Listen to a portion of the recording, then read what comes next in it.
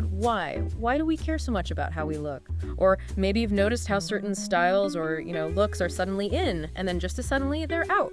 It feels so normal to us today, like just the way things are. But trust me, the story behind beauty standards, it has a truly wild, unexpected history. Welcome to Study Hall and our special segment, But Why Though?, where we explore the origins of everything. Today we're taking a deep dive into the surprising history and maybe the hidden impacts of beauty. Our mission today, let's unpack how looking good became such a huge deal. We'll look into the unexpected kind of secret jobs it created and what all of this means for you right here, right now. We're going to explore this using a stack of really cool articles and research you shared with us, so get ready. You're going to leave here knowing some truly surprising stuff. Oh, yeah, we really mean surprising. Like, what if I told you that just a few centuries ago, elite men often spent more time, more money on elaborate makeup, powdered wigs, fancy clothes, more than women did? Wow, really? Totally. Or that the whole act of getting ready today, the stuff lots of people do without even thinking about it, it might actually be an unwritten, totally unpaid job requirement for some people, especially women. It's a fascinating journey, really, from ancient luxury and personal expression to a modern day expectation that kind of touches almost every part of our lives. Okay, let's unpack this. We need to rewind the clock. Let's travel way, way back in time, like thousands of years ago. Think ancient Egypt, Greece, and especially ancient Rome. When we think beauty today, our minds often jump straight to, makeup, trendy hairstyles, specific fashion stuff. But in these ancient civilizations, looking good was tied up with something, much deeper than just vanity. It was seriously tied to status. Exactly. That's the key word. For the wealthiest citizens in places like ancient Egypt and Rome, beauty practices weren't just about looking appealing. Nope. They were unmistakable signals of their position in society. Just try to picture a really rich Roman woman, okay? Her beauty routine, it wasn't a quick 5-minute thing before heading out. No way. We're talking hours. Hours spent with slaves, actually, dedicated just to her elaborate preparations. This involved really detailed skincare rituals, often using super expensive stuff like imported oils, honey masks. I even read about ground pearls being used. Ground pearls? Seriously? Seriously. And hair removal. That was a huge, painstaking process. And then came the hairstyles. Complex, towering things that needed tons of pins, ribbons, sometimes even false hair woven in. Super intricate designs. Wow. And you mentioned a major symbol of status, pale, clear skin. Why was that so important? Good question.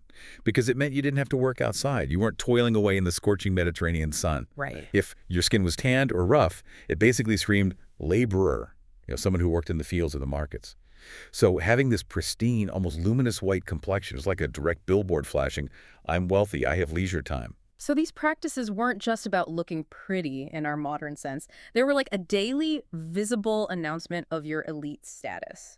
And it clearly took significant time, a lot of money, and a whole team of servants to pull off. Absolutely. What's truly fascinating here, I think, is how early we see beauty becoming so deeply tied to social standing, where you fit in the hierarchy.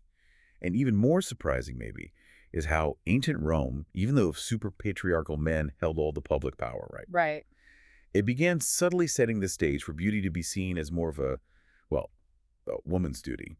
While the men were commanding armies, governing provinces, making laws, it was often the women who were expected to visually embody and display the family's wealth and prestige through how they looked, through their elaborate appearances. Okay, that makes sense. So this raises a really important question, doesn't it?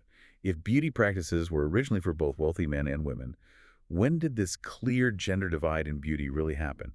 When did it push men out of the elaborate cosmetic game almost entirely? That's a fantastic question. And the answer, it brings us to a major turning point in history, one that might really surprise you. Around the late 1700s, so we're talking the late 18th century, something really significant happened in Western elite society, particularly among European aristocrats. It's actually got a name. The Great Male Renunciation. Renunciation, okay. Yeah, the Great Male Renunciation. And you got to picture this. For centuries before this pivotal moment, European noblemen were just as flamboyant, sometimes even more flamboyant, than noble women when it came to fashion and, decorating themselves. Really? More flamboyant? Oh, yeah. Think of the French court under Louis XIV, for example. You'd see these elite men strutting around in silks, satins, rich velvets, covered in intricate embroidery, diamonds literally sparkling on their shoe buckles. They wore high heels, not like stilettos, but heels that added height and grace. They even used beauty spots, those little patches, carefully placed on their faces for effect. And of course, those famous, towering powdered wigs, often scented, maybe decorated with ribbons. And they absolutely wore makeup rouge on their cheeks to look healthy, powder on their faces for smoothness, sometimes even kohl around their eyes for definition. It was all about showing off power, status, and, like, refined taste. Okay, that sounds like a truly glittering, magnificent spectacle, like peacocks, almost. Exactly. But then, almost seemingly overnight, in historical terms, they collectively decided, nope, we're done. Done with all this glitter and elaborate stuff. Just like that. Well, it was a gradual shift, but culturally quite abrupt. The Great Male Renunciation was this pivotal cultural moment where elite Western men largely abandoned those ornate fashions, the powdered wigs, the visible cosmetics, and they adopted a much simpler, more natural, and what they considered a more rational look. Rational, how so? Well, they embraced dark, austere suits. Often made of practical wool or plain cotton, they basically ditched the bright colors, the silks, the lace, the elaborate adornment. Their hair became shorter, unpowdered, styled more naturally. Think less, poodle more. Sober businessman. So this wasn't just about fashion changing, like hemlines going up or down. No, not at all. It was a profound shift in societal ideals. It happened around the same time as the Enlightenment, right? That period when reason, logic, science were becoming super highly valued, and masculinity started to be redefined along those lines. Instead of signaling your status through flashy clothes and jewels, men began to signal their power and worth through intellectual achievement, business success, political leadership, seriousness. So focusing too much on your appearance started to be seen as, well, frivolous, associated with the old aristocracy, which was increasingly viewed with suspicion, especially after revolutions like the American and French ones, and it became associated with being, effeminate, not serious. So by choosing this new, plain, austere look, these elite men effectively ceded the realm of elaborate beauty to women. That's a powerful phrase. It really is. Think about what that means. Almost overnight, culturally speaking, the whole burden, or maybe the privilege, depending how you saw it, of dazzling appearance, which had been shared by both genders at the top of society, was now almost exclusively a woman's job, a woman's domain. And you're saying it wasn't just men suddenly preferring practical clothes. It was a huge redefinition of social roles and expectations, and those ripples are still felt today, aren't they? Absolutely. It set the stage for what we still kind of see. Women were now primarily responsible for upholding beauty standards. Elaborate grooming practices, makeup, fashion, they became largely and pretty permanently associated with femininity. Right. It solidified this idea that it was women's main responsibility to be the decorative sex, to visually reflect the family status and wealth through how they looked, while men got on with the supposedly more serious business of running the world. Exactly. Yeah. But what happened next? When this now clearly feminine beauty started moving from being the secret pastime of noble women to something affecting everyone's everyday life. Because it definitely didn't stay a secret among the rich forever. You're absolutely right. It definitely didn't. And the next stage, the 19th century, particularly the Victorian era, roughly the mid to late 1800s, was a really confusing time for beauty. A total paradox. Paradox. How so? Well, on one hand, Victorian society had this incredibly strict idea of what a respectable lady should be. Think delicate, pure, modest, and crucially naturally beautiful.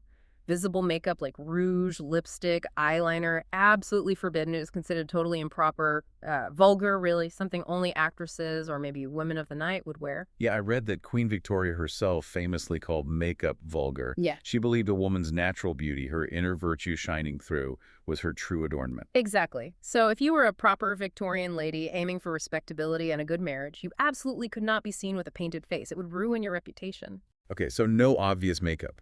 But here's the tricky part, the paradox you mentioned. There was still this immense societal pressure, this expectation to embody that delicate, feminine ideal.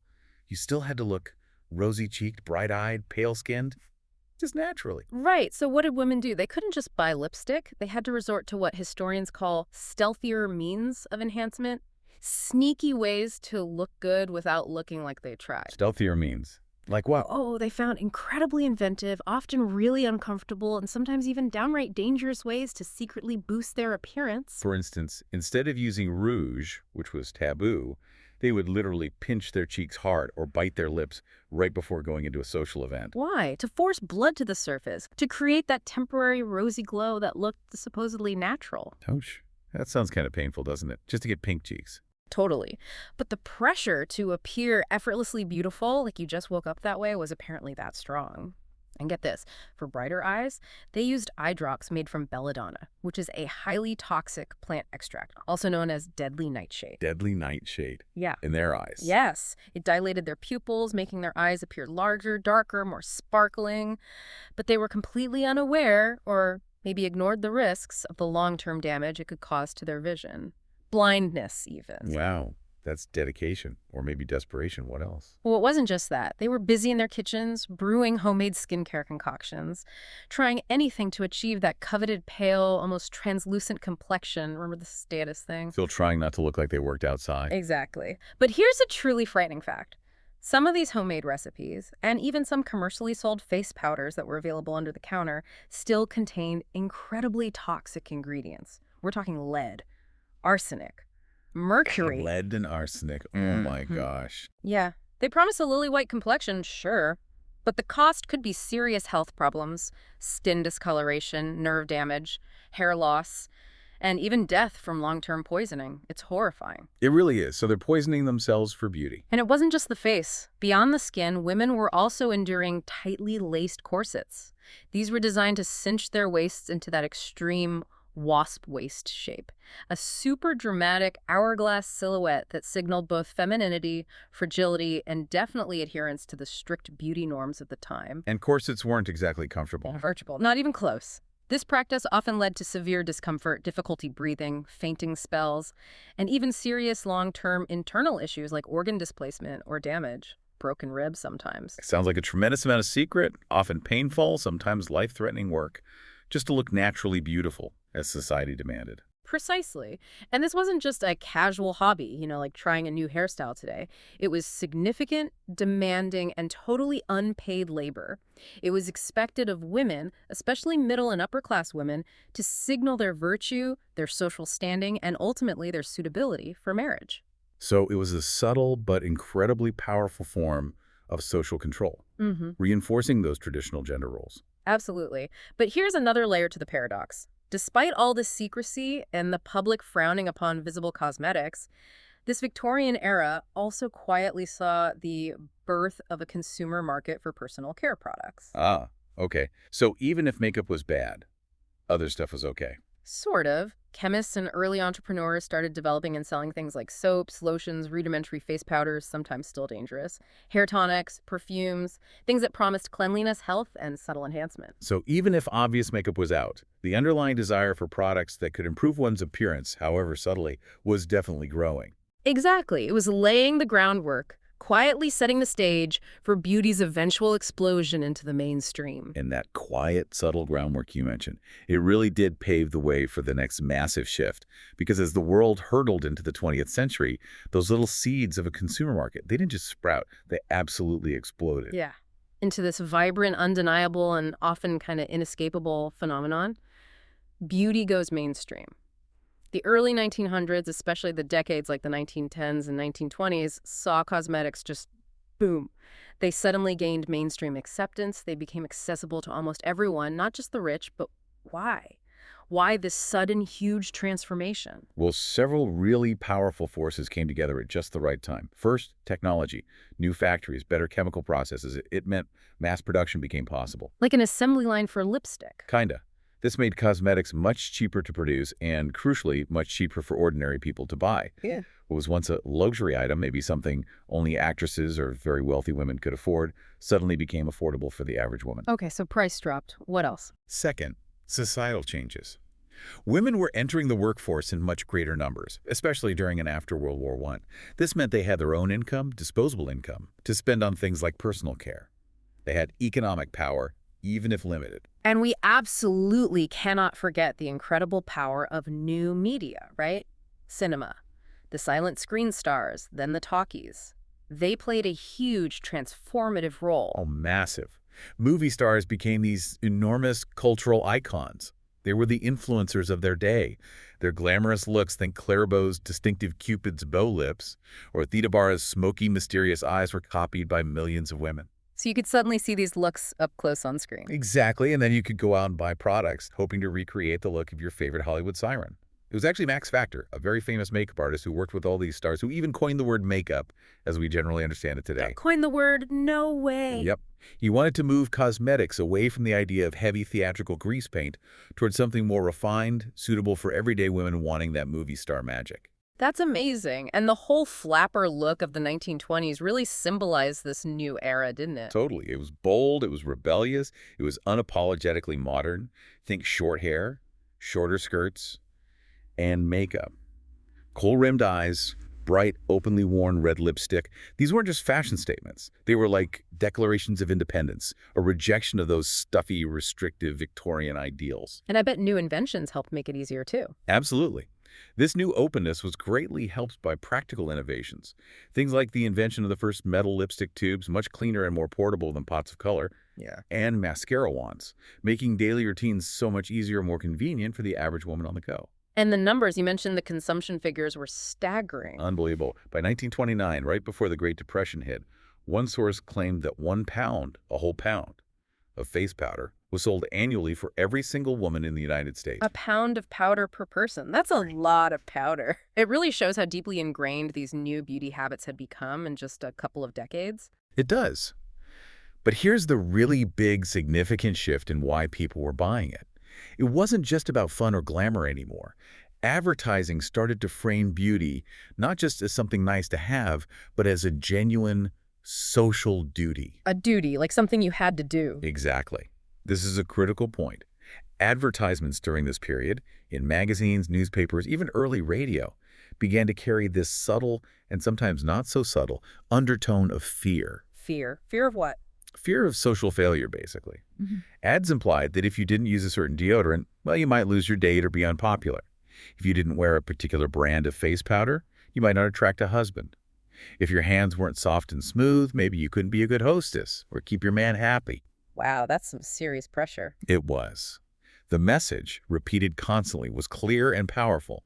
Looking good, maintaining your appearance according to these new standards, wasn't really a choice anymore. It was presented as a non-negotiable requirement for social acceptance, for romantic success, and increasingly for professional advancement, too. And this social duty idea became so incredibly baked into the culture that even during the absolute toughest times, like World War II, beauty was still seen as important. Amazingly, yes. It was framed as a civic virtue, even a matter of national morale. When silk stockings became basically unavailable due to wartime rationing, silk was needed for parachutes. Women famously didn't just go bare leg. What did they do? They'd often paint their legs with leg makeup, or even just draw a seam down the back of their calves with an eyebrow pencil to mimic the look of stockings, all to maintain that polished, put-together appearance, even under extreme circumstances. That's incredible dedication. And even more astonishingly, both the American and the British War Offices actually included lipstick, usually a patriotic shade like Victory Red, in the official kits issued to women serving in the military branches like the WACs or Wrens. Lipstick in a soldier's kit. Why? The official reason was boosting morale, maintaining a sense of normalcy, of feminine identity and resilience amidst the incredibly harsh realities of war. It's pretty wild to think about the psychological importance placed on a simple tube of lipstick, isn't it? It really is. So if we connect all this back to the bigger picture... Right. It means that what was once this secret, expensive habit just for noble women, it became an expected practice for pretty much everyone. Secretaries, shopgirls, housewives, factory workers. It was no longer seen as a luxury treat or just a sign of extreme wealth. It morphed into this pervasive social requirement, something you kind of had to do to navigate the world successfully, or at least that's what the constant marketing messages implied. So this mass acceptance really cemented beauty's place in everyday life, but it also started putting this new, often unspoken kind of pressure on everyone, didn't it? Especially on women. Precisely. A pressure that continues and maybe even intensifies right up to today. Okay, so let's talk about today. What does all this history mean for us now, living in the 21st century? We've fast-forwarded through the decades. And sociologists actually have specific terms for this modern phenomenon. They call it things like aesthetic labor or sometimes body work. Sounds kind of serious, right? It does, and it is. Yeah. The basic idea isn't just about looking neat and tidy for your job, basic grooming.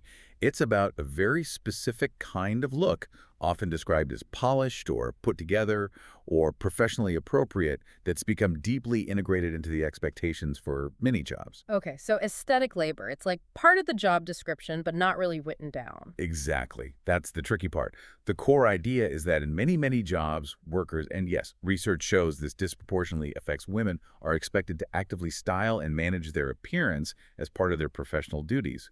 Think about flight attendants, for example. They often have incredibly strict guidelines on makeup, hair, nail polish color, even weight sometimes. Right, you always notice how polished they look. Or salespeople in high-end retail stores, receptionists in corporate offices, even many office professionals in client-facing roles. Looking polished is very often this unwritten criterion. It factors into hiring decisions, into who gets promoted, even into how much trust and credibility you build with clients or customers. So it's rarely in the official job description, like must wear makeup. Almost never explicitly stated like that, no, but the expectation is often implicitly understood by everyone. If you want to get ahead or even just maintain your professional image in certain fields, you need to perform this aesthetic labor. Why? Why is it considered so important by companies? Well, research suggests is because a polished appearance is believed to build trust, convey professionalism, signal competence, and even positively influence customer perception and satisfaction. It's like a nonverbal form of communication that companies really value and therefore expect. Okay, I see. And this expectation, you said it disproportionately affects women. It creates this grooming gap. Yes, a measurable and frankly quite shocking grooming gap between the genders. What this means is that women, pretty much across the board, spend significantly more time and significantly more money on their appearance compared to men. Do we have any, numbers on that? We do. A 2020 report actually tried to quantify this, and the stats are pretty eye-opening. It found that women spend, on average, about 55 minutes every single day just on managing their appearance, grooming, hair, makeup, choosing clothes. 55 minutes a day, that's almost an hour. Yep. And financially, they spend thousands of dollars a year just to meet what society considers baseline grooming standards for women. Things men are simply not required to invest nearly the same amount of time or money in to achieve similar professional or social standing. Thousands of dollars. Wow. And here's something you mentioned earlier that really made me pause. Studies often show that attractive workers tend to earn more, right? The so-called beauty premium. Correct. That finding pops up a lot in economic studies. But you said for women, this supposed wage advantage actually disappeared when you accounted for the huge amount of grooming effort involved. Precisely. Think about that. It's a really crucial point. It suggests it's not some kind of innate beauty that's giving women a financial boost in the workplace. Instead, it's the sheer effort, the constant, often exhausting daily work of styling hair, applying makeup, choosing the right clothes, maintaining skin, nails. That investment of time and money is what seems to yield those economic rewards. So if they don't put in that effort? They can face a real financial penalty, like lower wages, fewer callbacks for interviews, being overlooked for promotions. It's like you're penalized for not performing this unpaid labor. Man, that sounds like a lot of work that nobody's getting paid for, doesn't it? It's like this hidden, invisible workload on top of everything else. It absolutely is. And this hidden work is precisely what the famous feminist scholar Naomi Wolf identified and termed the third shift back in the 90s. Third shift, what does that mean? Well, she argued that even as women were gaining more power and opportunities in the paid workforce, that's the first shift, and still doing the bulk of housework and childcare, the second shift, they were simultaneously being saddled with this entirely new third shift, the shift of beauty work. This endless set of duties required just to maintain an acceptable, professional, or desirable feminine appearance. Yeah. It's a never-ending cycle of maintenance tacked onto an already busy life. Wow, a third shift. That really puts it into perspective. It makes me think, can you, listening right now, think of a time you or maybe someone you know felt like they absolutely had to look a certain way? Maybe it was for a school presentation or a team photo for sports, or maybe a special event like a dance, or even just that unspoken pressure to keep up with friends' edited photos on social media. That feeling, that pressure of having to put in extra effort, extra time, maybe extra money, just for a specific outcome or perception that's like a small echo of this aesthetic labor idea right there in your own life. It really is. And this raises a really important, kind of tough question. If this work isn't formally paid, and it takes so much time and money away from other things, is it really a free choice? Or is it more like an invisible tax on being female in our To society? tax. Yeah. Because you either pay it with your time and money or you risk the consequences. Exactly.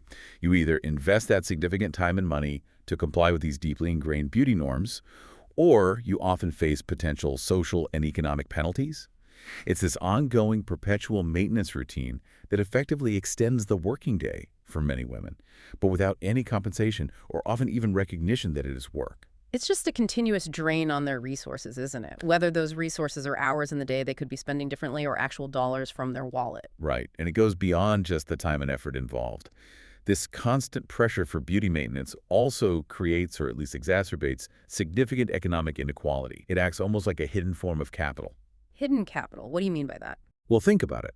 Those individuals who can afford expensive cosmetic procedures like Botox, fillers, laser treatments, or personal trainers, high-end medical-grade skincare products, regular professional hairstyling, designer clothing, or who simply have the leisure time to dedicate to extensive beauty routines or wellness practices.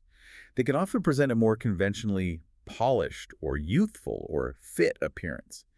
And that appearance, as we discussed, often yields social and economic rewards in many professional and social settings. It becomes a marker of status again, doesn't it?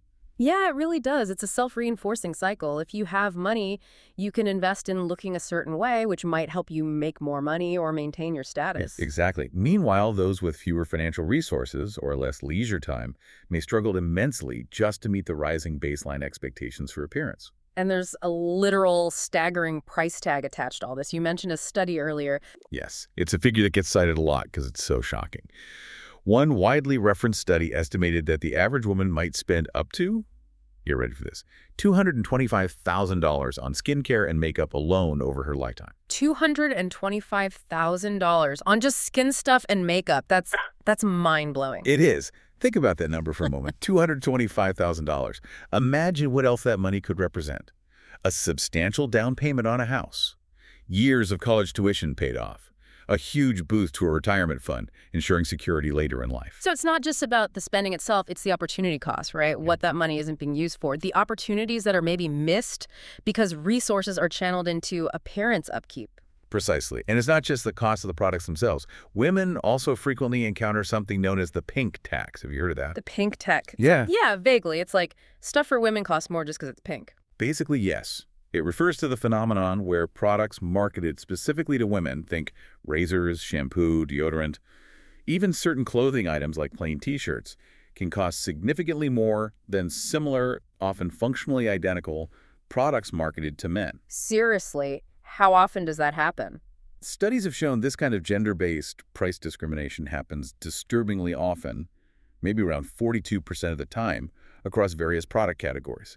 For example, a woman's haircut almost always costs more than a man's cut, even if the hair length and complexity are comparable. That doesn't seem fair at all. It doesn't. And these small price differences, they might seem minor on any single purchase, but when they're compounded over years and years across dozens of product types, they really add up. It creates this hidden financial burden, this extra tax, that disproportionately affects women's budgets and can make it harder for them to afford other necessities or save for their future. So it's like a built-in economic disadvantage, and it creates this vicious cycle you mentioned. Yes. For women with lower incomes, this burden is especially heavy. If they feel they can't afford the required grooming or the expected appearance maintenance for a job interview or workplace, they might remain stuck with lower earnings or face limited career opportunities. It reinforces class distinctions and can trap people in a cycle of economic inequality. It's a systemic issue, really. Wow. And you said there's a modern twist to this that kind of brings us full circle back to the idea of beauty signaling wealth. Yeah, it's interesting. Consider some current trends, like those elaborate multi-step skincare regimens. The 10-step Korean beauty routine was huge for a while, right? Or think about expensive wellness activities. Joining exclusive boutique fitness classes, wearing designer athleisure wear even when you're not working out, following all organic, hyper-curated, often very restrictive diets. Okay, yeah, those things can be super expensive. Exactly. They require significant financial investment and often a lot of free time. So these practices definitely signal affluence and leisure. In a weird way, we've almost circled back to a kind of aristocratic scenario. Hmm? Outward beauty, or maybe now it's framed as wellness. That effortless glow, the toned body, the clear skin, the calm demeanor, it signals wealth and social standing, just like pale skin did for the Roman elite. But the difference now is it's marketed as something everyone should aspire to, right? Like it's universally attainable if you just try hard enough or buy the right stuff. Precisely. Hmm. While still quietly stratifying society between those who can afford to keep up with the ever-rising baseline of looking well and those who simply can't afford the time or the money. So it's really not just the direct financial cost, the money spent on products and services. It's also the enormous amount of time that gets dedicated to this. Think of it, like you said, as opportunity cost. Mm. All those hours spent applying makeup, styling hair, shopping for clothes, working out not just for health, but for aesthetics. Those are hours you could be using for other things. For education, for learning a new skill or hobby, pursuing a passion project, getting crucial sleep and rest, or even just chilling out and having fun with your friends. It's a real trade-off, isn't it? And it's a choice that many people, particularly young women growing up today, feel intense pressure to make, often without even realizing the extent of the trade-off. Okay, but here's where it gets really interesting and actually a little hopeful, maybe. Not everyone is just blindly buying into this more is better or perfection at all costs beauty ideal anymore. We definitely have to acknowledge, though, that the beauty industry, especially amplified by social media with its constant stream of filtered, edited, idealized images, it has significantly contributed to serious mental health challenges. Things like body dysmorphia, low self-esteem, anxiety. Absolutely. That connection is well documented. Social media, in particular, bombards us constantly with these highly curated, often digitally altered, perfect images that create utterly unrealistic standards. It makes people feel like they have to be camera-ready and flawless all the time, which is impossible. This can lead to intense worry about perceived flaws, constant comparison, and really damaging self-criticism. Yeah, it's tough out there online sometimes. It really is. What's truly fascinating and kind of sad is how much the very desire to look good, which should be about feeling confident, can actually end up harming our well-being if we get caught up chasing impossible ideals. The relentless pressure to conform to these ever-shifting, often unattainable standards. It can be an incredibly heavy burden, leading to feelings of inadequacy, anxiety, and worse. But as you said, there's a shift happening. There's a powerful counter-movement growing, a real pushback against this overwhelming pressure. Exactly. And one really cool example of this is a trend called skinimalism. Have you heard of it? Skinimalism, yeah, I have. It's about Yep. simplifying things, Yep. right? Totally. Think of it kind of like, okay, imagine cleaning out your closet. You get rid of all the stuff you never wear, the Right. things that don't fit right or make you feel bad. And you only keep the clothes you really love, the ones that make you feel good and confident. Instead of having this super crowded closet where you can't find anything and just feel overwhelmed every morning. Skinimalism is like that, but for your skincare and makeup routine. That's a great analogy. It's about simplifying personal care routines, focusing on quality ingredients and products over sheer quantity, and using fewer but more effective items. It's about letting your natural skin texture and tone shine through, rather than trying to cover it all up under layers of product. Yeah, it's like a direct response to that feeling of being overwhelmed by like a million different products, those Yeah. complicated 10-step routines we talked about, and the constant messaging that we need more and more stuff to look perfect. People are actively seeking a simpler, more mindful, and often more sustainable approach to beauty and self-care. It's about embracing the skin you're in, working with it, rather than constantly fighting against it or striving for some impossible airbrushed ideal. And there are some really solid practical reasons why skinimalism is becoming so popular right now, especially among younger people. First off, it saves money. Definitely a big one. With rising costs for everything, people are thinking twice about buying every new serum or gadget. They're prioritizing essential, maybe multi-purpose skincare over impulse buys. Right.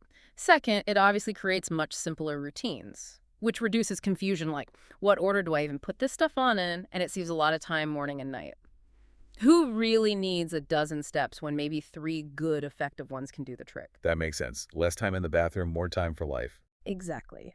Third, using fewer products, especially fewer active ingredients layered on top of each other, can actually mean less skin irritation, which is a huge bonus, especially if you have sensitive skin that reacts to everything. Sometimes simple really is better for skin health. That's a really good point. Overdoing it can definitely backfire. And finally, consumers are just making more mindful choices overall. They're actively looking for products that align with their values. Maybe that means sustainable or natural ingredients, maybe minimal or recyclable packaging, maybe shorter, easier to understand ingredient lists. It's about being more intentional with what you buy and put on your body. And a really big part of skinimalism, practically speaking, is the embrace of multi-purpose products, products that can do more than one job. Yes. Like think about a good moisturizer that also contains SPF so you get hydration and sun protection in one step, or a tinted lip balm that gives you both moisture and just a touch of natural looking color. Saves time, saves money, saves space in your bag. Those are great examples. Hmm. Or even something like squalane oil, which is super popular now. It can be used as a deeply moisturizing facial oil, right? Yeah. But it can also work as a gentle makeup remover. And you can use a tiny bit as a hair serum to smooth frizz or add shine. One bottle, multiple uses. That's peak skinimalism. Talk about multi-purpose power. So for you listening right now, Right. think about it. Do you already use any two-in-one or even three-in-one products, or have you ever tried to simplify a routine in your life? Maybe it was for school, like organizing your notes or getting ready faster in the morning, or something else entirely. It's actually a really powerful way of being more intentional with your time, your energy, and your resources, taking control back a bit. That's a great way to put it. And beyond just simplifying routines, there's another truly positive and really exciting shift happening in the beauty industry right now. It's a significant move towards greater accessibility and inclusivity, specifically designing products for individuals with disabilities. Oh, that's awesome. Tell me more. This is a real game changer, I think. It's about consciously designing beauty products that are genuinely usable, comfortable, and empowering for everyone, regardless of their physical abilities. It makes self-expression and the simple act of feeling good about oneself available to many more people than ever before. It really is incredible when you think about it. It's moving beyond just one narrow standard. So what are some examples? Okay, well, some really innovative brands, like Human Beauty, are designing their mascaras with easy-to-grip square tubes. Square. Why square? Seems simple. It is simple, but brilliant, because it prevents the mascara tube from rolling away off a table or counter if you happen to have limited hand mobility or tremors. Plus, the flat sides of the square shape make it much easier to hold securely and apply comfortably, whether you find it easier to grip it vertically or horizontally. It's a small design change with a massive impact on usability. That makes so much sense. Such a thoughtful detail. And the big brand, Pantene, has partnered with an app called Navolins. They're putting special unique codes, kind of like colorful QR codes, on their shampoo and conditioner packaging. Visually impaired users can scan these codes easily from a distance with their smartphone camera, and the app reads aloud detailed product information, ingredients, how to use instructions, even allergy warnings. It makes shopping independently and choosing the right hair products so much easier and safer. Wow, using tech for good. Exactly. Plus, Pantene also purposefully designed different bottle shapes for different types of products, like shampoos versus hair masks, so you can easily identify them just by touch in the shower. Again, a small detail, but incredibly impactful for daily independence and confidence. That's so smart and considerate. And I heard Selena Gomez's makeup line, Rare Beauty, is really focused on this too. Yes, Rare Beauty is a fantastic example of inclusive design right from the very beginning. Their product packaging, for instance, is purposefully designed to be a bit thicker, with rounded tops and larger caps. Why? This thoughtful design makes the product significantly easier to open, grip, and use for people with conditions like arthritis, joint pain, or muscle weakness, who might really struggle with the typical small, fiddly, slippery caps on most cosmetics. That's brilliant. And their foundation formula is known for being very lightweight and easily blendable using just your fingers, which is great not only for a natural look, but also for people with sensitive skin or those who find using brushes or sponges difficult or irritating. Okay, these are amazing examples. What about applying makeup itself? Like eyeliner seems really tricky for lots of people. Totally. Getting that perfect, symmetrical winged eyeliner can be incredibly challenging, even if you have perfectly steady hands. Yeah. So new tools are emerging to help. Things like the Vamp stamp. It's literally a stamp shaped like a wingtip that you dip in eyeliner and press onto your eye corner.